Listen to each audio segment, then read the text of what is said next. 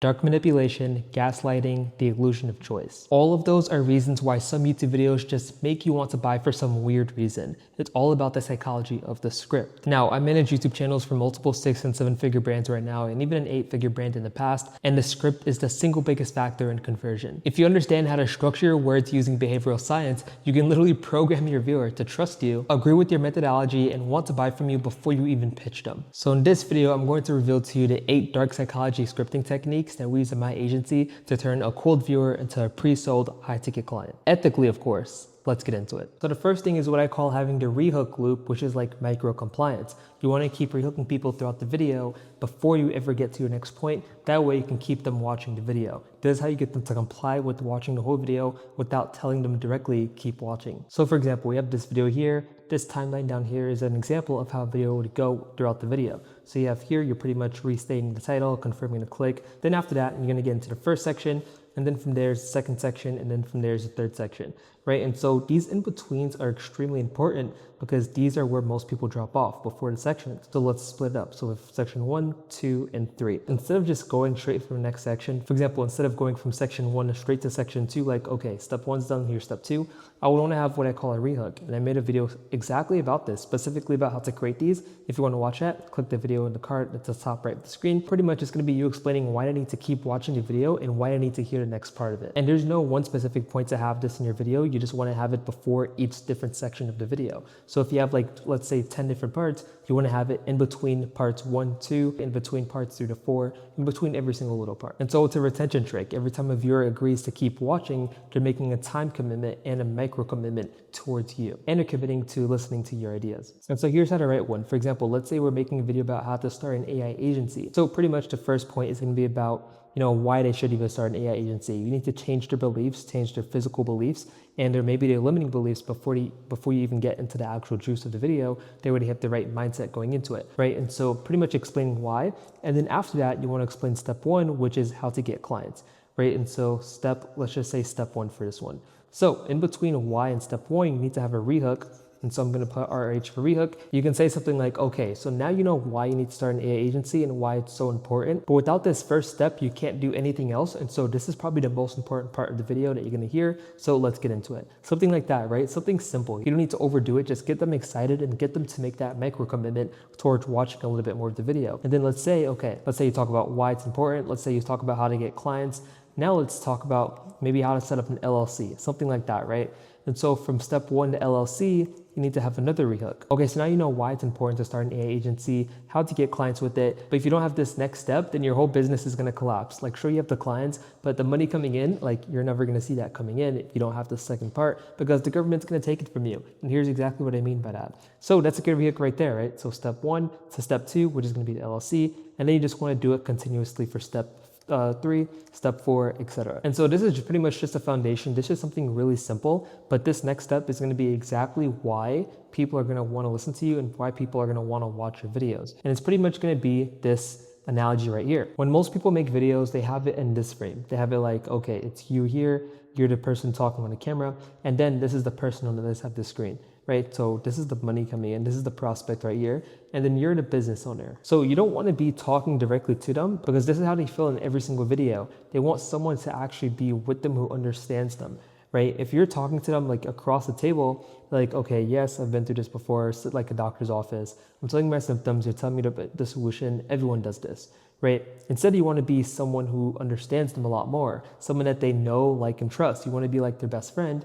You want to be next to them at the table, not across, but next to them. And this is going to make them feel a lot more comfortable with you. This is extremely important. You don't want to frame things as like, okay, I'm telling you to do this, so you need to do this. Everyone in every video tells someone to do something. But what no one does in videos is try to work with that person, even if it's just a video, right? So you want to be like their best friend in a way. You want the viewer to ask themselves, wait, how do they know exactly what I'm going through? How are they talking directly to me, right? The goal is to describe their pain so perfectly that they feel like they're being seen like individually, like you're talking directly to them. Most creators describe pain super generally, like, okay, you're struggling to get clients, but like you're talking to like everyone else, right? It's just you versus them at that point.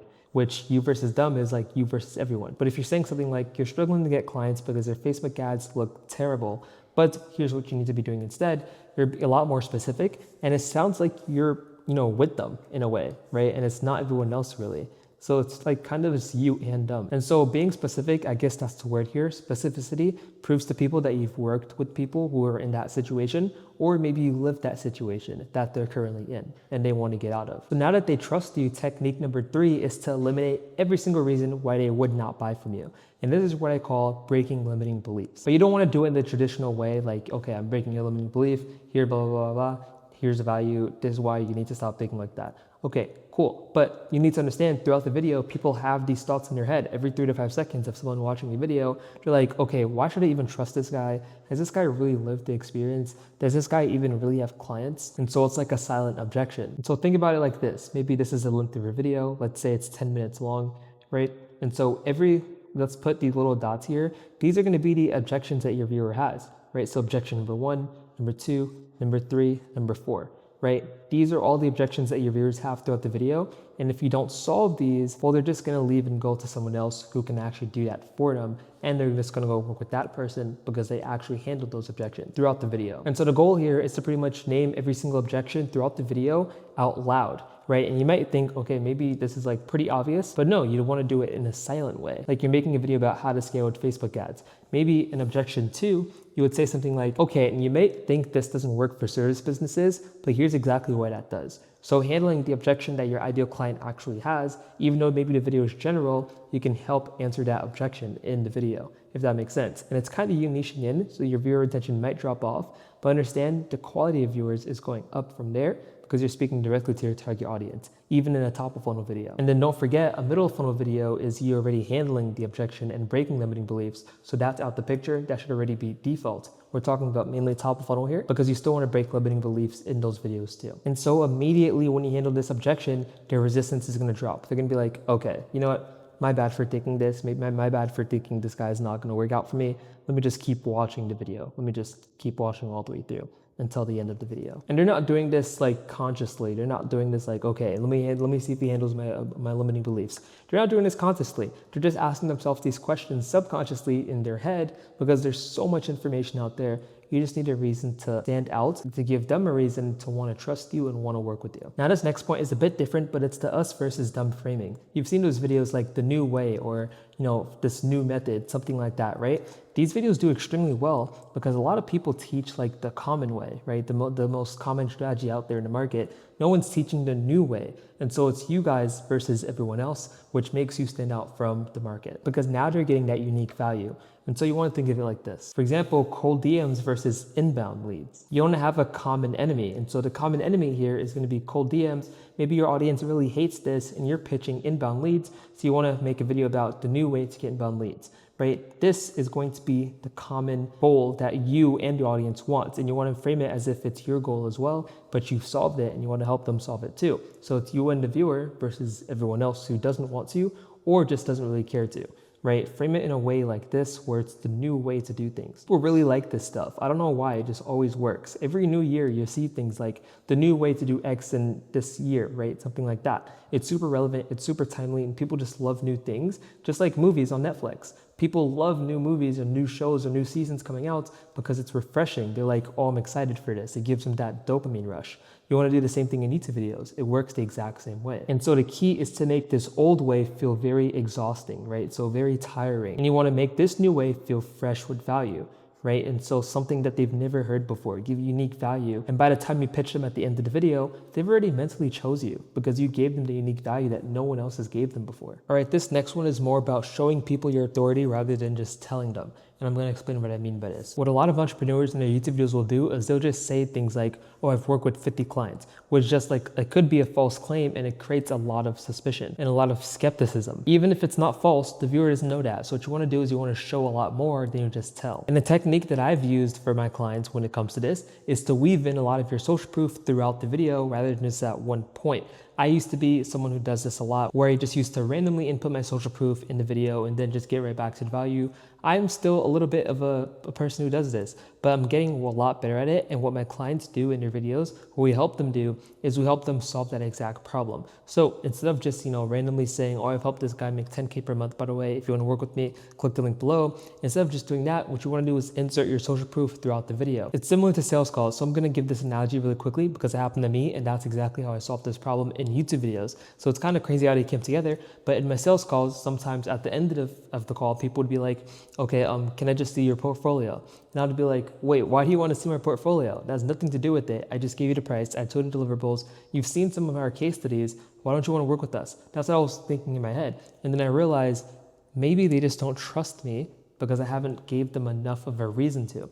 And I was thinking maybe I just haven't dropped enough social proof. So I used to drop it at the end of the call after they ask for the portfolio. But then it would end up being like a follow-up call, and then they ghost follow-up call. And I'm like, okay, how do I solve this problem? I watched a video from Cole Gordon, and he was like, you need to slowly input your social proof throughout the sales call. Instead of just having it all at one point at the end of the call after they give the objection, what you want to do is bring it up during points that are relevant to that social proof, to that piece of social proof. For example, let's say we're talking about scripting. This guy maybe has a problem with scripting. Oh yeah, by the way, my client, like Eddie, he had this problem as well. We helped him collect over 25K just by handling his scripting. That was the only thing we changed, and it, increased his revenue by like 20%. That's a crazy change, but yeah, when it comes to the scripting, and then I can talk about how we handle that, our philosophy behind it, etc. So just bringing up case studies and social proof in the parts that are relevant to it are what's going to help you move forward and help that viewer understand, okay, this guy knows what he's talking about. This guy knows what he does.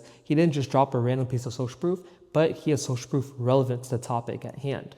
This guy's good, right? So you want to do that in your sales calls, and this is not a sales video. You want to do it in your sales calls though, as well as in your YouTube videos. They come together and they work so well. I've been doing this and it always works. And by the way, what this doesn't do is it doesn't make the viewer think you're just someone who's trying to sell them. It's a lot more like a calm drop rather than just, an instant authority aggressive drop, right? It's really calm, and it's like, it keeps the viewer like wanting to watch the video without triggering, oh, this guy's trying to sell me, right? So that's pretty much the authority drop, and that's a really good technique you want to use. Now for technique number 6, this is one of the stronger ones because it makes the viewer feel guilty for not doing anything, but it works because it's true. So it's pretty much the cost of inaction. That's what I'm going to call it. And it's pretty much guilt tripping. So let me show you this really quickly. So in my case, I do YouTube marketing. I sell people on creating really good YouTube videos. What I would have is something like this. So I'm not going to obviously draw this in the actual video, but what I'm going to do is try to showcase this and, bring it up as much as possible. Not in a way that's like pushy though. So I'm going to give some examples. So in this case, let's say the action is just editing, right? They don't want to pay, an editor. They rather just do it themselves. Okay, cool. You can do it yourself. What's that going to cost you?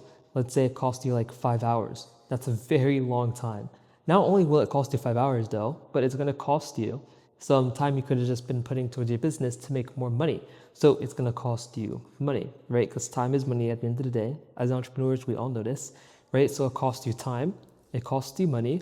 What else is it going to cost you? It's also going to cost you your mental space. And I'm going to explain what I mean by this, because when you're editing, it's a really boring task. No one wants to do this. It's a low value task. So you're not only wasting time, you're not only spending money because time is money, but you're taking up your mental space. As entrepreneurs, you should be putting your time and your energy towards things that are going to make you more money. And editing is a low value task. It's not something that you want to do yourself. And so you shouldn't be doing that, right? You want to put as much mental fortitude, as much mental energy as possible towards the things that are going to make you money. So editing is going to be one of them. I can also say this for thumbnails, right? And so this is just an example for me. For you, let's say you run an ad agency, right? It would be pretty much a little bit different. So I'm going to erase this really quickly. I don't know, maybe you're selling people on AI ad creatives. You can say recording, right? Recording is going to take you too much time. You could say maybe creating ad copy, right? Ad copy, creating it with AI is not the right thing to do, right? Maybe things like that. Either way, you want to show them, you want to showcase to them perfectly throughout the video, the action and the cost of that action and how you're going to bridge the barrier and how you're going to get rid of that cost and how you're going to make the action so much lighter on them.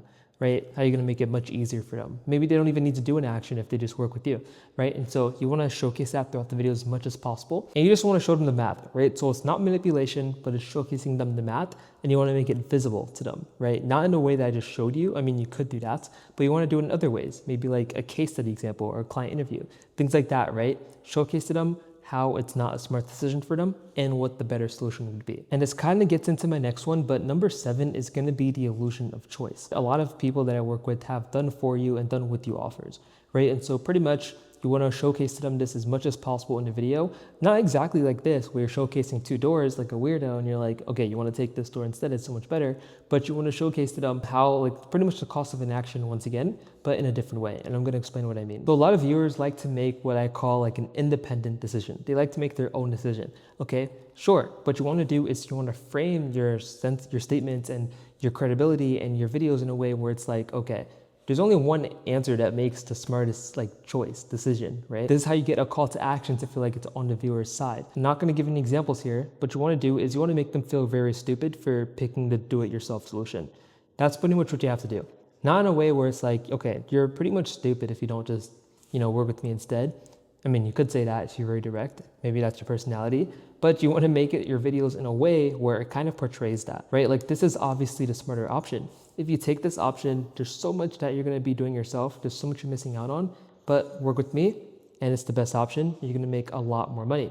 And actually, this is where a lot of competitor research comes into play. The more you understand your audience a lot more, the more you understand their goals and their desires, what they want to achieve, the more you take your onboarding forms of your best clients and research them, the more you take your best clients and research everything about them, and you actually target that specific ideal client profile in your marketing, in your videos, the more you're going to understand them and the more you can get them on your side with agreeing with your mindset and the way that you think about things. It all comes together, right? In your intros, you want to pretty much mindset shifts. You want to change your audience's mindset before they get into the actual video, because if they have the wrong mindset going into the value, then they're never going to apply that value, or they're never going to take it as seriously as someone who has that mindset shifts, someone who sees the change, or someone who sees the value as you do before they get into the value, because then they'll apply it a lot better. You just pretty much want to make them, once again, feel very stupid for doing it themselves or for just taking this door, and you want to make them feel very smart and make it feel like it's their independent decision for taking this door instead. And it doesn't always have to be do it yourself or done with you or done for you. That's just an example, but it could be maybe another offer. Maybe you don't want them doing this, but you want them doing this. Just make them feel dumb for doing this and make them feel smart for doing this. It all comes down to the video ideas and you understanding your audience and you understanding the psychological triggers and the fears and the pain points and the hates that your ideal client has. Use those, leverage those in your videos as much as possible. Like, you don't want to be working a 9 to 5, right? You don't want to be, homeless. You don't want to not be able to take care of your family. Now, I'm not going to teach anything unethical. Just be as ethical as possible in helping your viewer understand the best solution for them is to take the path that you want them to go down. But you have to have math behind it. It can't just be like a random reason. There has to be math, and they have to understand why it's the best path for them, and it actually has to make sense. So this won't work for you people who are lying about your solution or who are lying about your social proof, because the viewers can feel it through the screen. As long as you're being honest and genuine, your point's going to get across and they're going to see how this is the better solution for them and how it can help them get to their goal. All right, now this last one is going to be a psychological scripting trick so you can actually make your videos perform better on YouTube. And it's going to be about CTAs. So there's only 2 types of CTAs that I really recommend. There's one called GAFFAV, which is get a view from a view. And I'm going to talk about that. And then there's going to be one which is just a normal CTA. So I'm just going to put really like a normal call to action, whether it's to book a call, maybe to click the link below, to opt for your newsletter, etc. So GAFFAV, get a view from a view. This is when you funnel someone from one video to your next video, right? To watch another video, maybe something that's related, or maybe something like a client interview, etc. You always want to do this just so you can increase the YouTube watch time or session time, because when YouTube sees that a viewer of yours is maybe watching one of your videos and then they're staying on the platform longer to watch more of your videos, they're gonna be like, okay, we're making a lot more money. We can get more money from ads from these people watching all of his content. Let's just keep recommending his content on the suggested tab. And once your video gets on the suggested feature, let's just say your video is cooking, right? And so when it gets there and also recommended and also home, your video starts doing super, super well. So you always wanna do this to increase session time as much as possible. And so this is going to help you get so many views. Your video is just going to keep doing super well. And in this CTA, whether it's to book a call, newsletter, etc. I always recommend doing these two, and you see I always do it at the end of my videos. You're gonna hear at the end of this one, if you stick around, pretty much you always wanna have this normal CTA before the actual get a view from a view video, because this is what's going to help you make money directly, right? And so whether it's booking a call with you once again, or newsletters so you can nurture them more and then get them into your actual offer so you can help them get the transformation and the result that they're looking for, that this is going to help you make a lot more money directly. So this is going to be where the money is, and this is going to be the nurturing mechanism to help you get the money, right? And so it's super important to use these two, and once you incorporate these two CTAs into your script, you're going to see a lot more views, a lot more people watching your channel, a lot more people in the ecosystem, and a lot more money coming in. So thank me later for this one. So in this video, I showed you exactly how to use psychology to script videos that actually convert. But knowing the strategy and actually executing it while running a business are two completely different things. So if you want to work in my agency to handle everything for you, including the strategy, ideation, scripting, packaging, editing, thumbnails, all of that stuff, click the first link below, book a free call with my agency. All you need to do is record for 1 to 2 hours per month. And we'll help you add an additional 30 to 100K plus a month in new revenue from YouTube organically. Sounds like a no-brainer to me, but if you're not ready and you want to see exactly how we helped our client Nick cross 6 figures and YouTube revenue generated organically, click this video on screen next, see the case study breakdown. I'll see you over there.